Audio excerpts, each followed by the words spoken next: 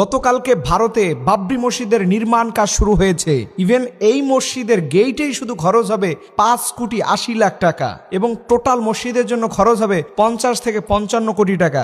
কিন্তু আল্লাহর কি বিশেষ মেহেরবানি, যতগুলো টাকা লাগবে, যতগুলো ইট লাগবে অলরেডি সব চলে এসেছে। আপনারা জানেন সেখানে ট্রাঙ্ক ভর্তি টাকা এসেছিল এবং ওইখানে যখন ঘোষণা দেওয়া হলো বাবরি মসজিদের জন্য ইট দরকার, তখন সেখানে লক্ষ লক্ষ মানুষ ইট নিয়ে এসেছে। একজন মানুষ 2টা করে ইট নিয়ে আসলে সেখানে অলরেডি 10-15 লক্ষ ইট চলে এসেছে। ইভেন এই বাবরি মসজিদের জন্য যে রাজমিস্ত্রি দরকার হবে, অর্থাৎ যারা শ্রমিক থাকবে, সেখানে হাজার হাজার মানুষ উপস্থিত হয়ে গেছে। তারা শুধু কাজ করতে চায়, মসজিদের খেদমত করতে চায়। আল্লাহু আকবার। পৃথিবীতে নজির, দীর্ঘ 33 বছর পরে এই বাবরি মসজিদ পুনরায় নির্মাণ করে ভারতের মুসলমানরা দেখিয়ে দিচ্ছে ভারত কারো বাপদাদার হতে পারে না।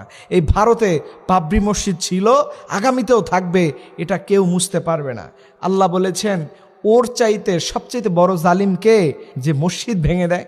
আমরা আফসোসের সাথে দেখলাম পৃথিবীতে সবচাইতে মনে হয় এই দেশটাতে মসজিদ, মাদ্রাসা, এতিমখানা এগুলো ভেঙে দেওয়া হয়, প্রতিনিয়ত হচ্ছে।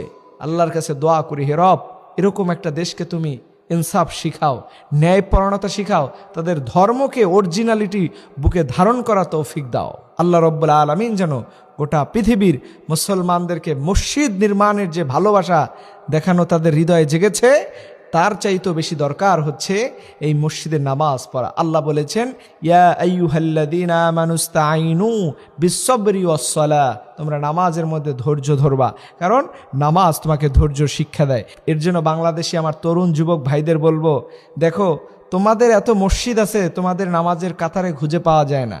আর ভারতের যুবকদের তাকায় দেখো, যারা নামাজ পড়ার জন্য নিজের জীবনকে বাজি রেখে সেখানে তারা বাবরি মসজিদ নির্মাণ করতেছে। এর জন্য মসজিদের প্রতি ভালোবাসা, এটা হচ্ছে ঈমানের লক্ষণ।